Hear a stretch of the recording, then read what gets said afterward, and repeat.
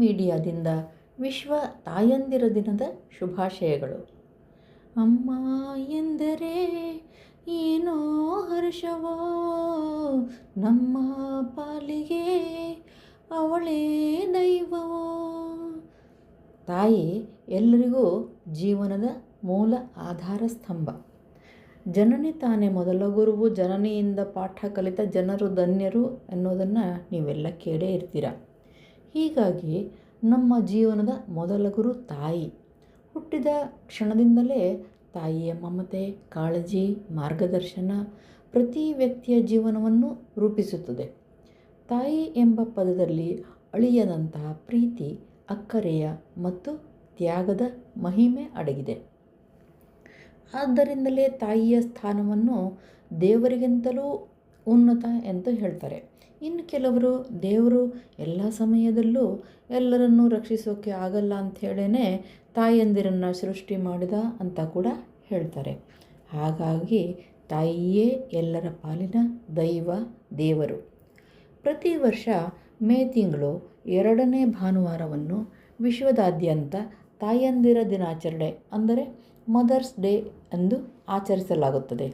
ಈ ದಿನ ತಾಯಿಯ ತ್ಯಾಗ, ಸೇವೆ, ಮಮತೆಗೆ, ನಿರಂತರ ಪ್ರೀತಿಗೆ ಒಂದು ಕೃತಜ್ಞತೆ ಸಲ್ಲಿಸುವ ವಿಶೇಷ ಸಂದರ್ಭವಾಗಿದೆ.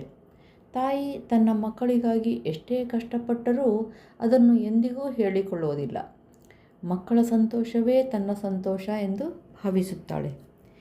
ಇಂದಿನ ಧಾವಂತದ ಬದುಕಿನಲ್ಲಿ ನಾವೆಲ್ಲರೂ ಹಲವಾರು ಬಾರಿ ತಾಯಿಯೊಂದಿಗೆ ಸಮಯ ಕಳೆಯುವುದನ್ನೇ ಮರೆತಿದ್ದೇವೆ.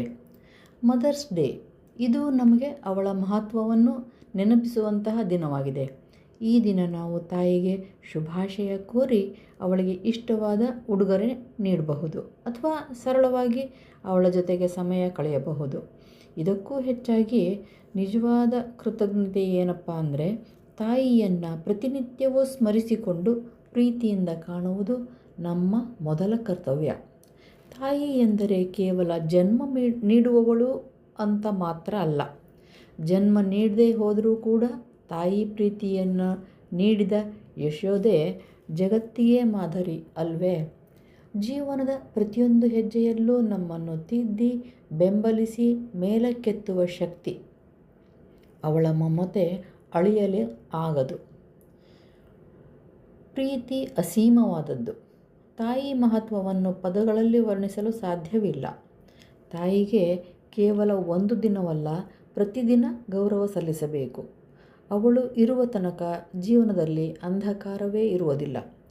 ತಾಯಿಯ ರೂಪದಲ್ಲಿ ಸೇವೆ ಸಲ್ಲಿಸಿದ, ಧಾರಾಳವಾಗಿ ಎಲ್ಲರನ್ನೂ ತಮ್ಮ ಮಕ್ಕಳೆಂದು ಭಾವಿಸಿ ಸೇವೆಗೈದ ಮದರ್ಸ್ ತೆರೇಸಾ, ತಾಯಿ ಶಾರದಾ ಮಾತೆ ಯಾವತ್ತಿಗೂ ಜಗವಂದ್ಯರು.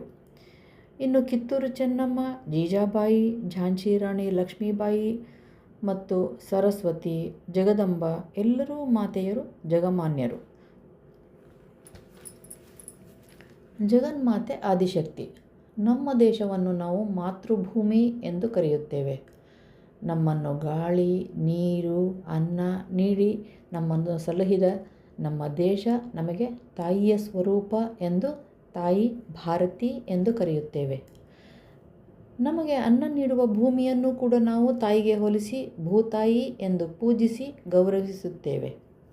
ಬೆಳಗಾಗಿ ನಾನೆದ್ದು ಯಾರ್ಯಾರ ನೆನೆಯಲಿ, ಎಳ್ಳು ಜೀರಿಗೆ ಬೆಳೆವಂಥ,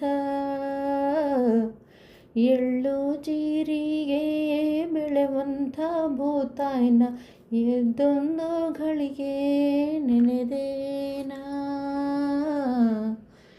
ಎದ್ದೊಂದು ಘಳಿಗೆ ನೆನೆದೇನಾ. ಹೀಗಂತ ನಮ್ಮ ಹಳ್ಳಿಯ ರೈತಾಪಿ ಜನರು ಭೂತಾಯಿಯನ್ನು ಸ್ಮರಿಸುತ್ತಾರೆ.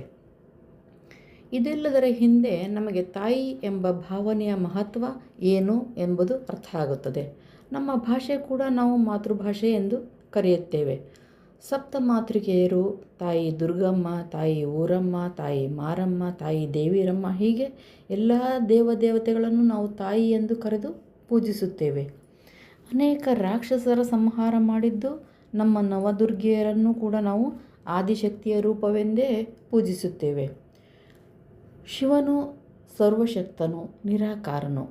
ಅವನು ಸತ್ಯಂ ಶಿವಂ ಸುಂದರಂ. ಅವನು ಸರ್ವಶಕ್ತನಾದರೆ ಆದಿಶಕ್ತಿ ಅವನ ಅರ್ಧಾಂಗಿಯಾಗಿ ಜಗತ್ತಿಗೆ ತಾಯಿಯಾಗಿದ್ದಾಳೆ. ಈ ದಿನ ಮಹಿಳೆಯರ ಅಂದರೆ ತಾಯಂದಿರ ಉದ್ಧಾರಕ್ಕೆಂದು ಅನೇಕ ಕಾರ್ಯಕ್ರಮಗಳನ್ನು ಅನೇಕ ಕಡೆಗಳಲ್ಲಿ ರೂಪಿಸಲಾಗುತ್ತದೆ. ನಾವು ಕೂಡ ನಮ್ಮ ಮುಂದಿನ ಪೀಳಿಗೆಗೆ ತಾಯಂದಿರ ಮಹತ್ವ ತಿಳಿಸುವ ಉತ್ತಮ ತಾಯಂದಿರಾಗಿ ಮದರ್ಸ್ ಡೇಯನ್ನು ಸಾರ್ಥಕಗೊಳಿಸೋಣ. ಎಲ್ಲರಿಗೂ ವಿಶ್ವ ತಾಯಂದಿರ ದಿನದ ಶುಭಾಶಯಗಳನ್ನು ಮತ್ತೊಮ್ಮೆ ಕೋರುತ್ತಾ ಇಂದಿನ ಅಂಕ ಮುಗಿಸುತ್ತಿದ್ದೇನೆ. ಧನ್ಯವಾದಗಳು.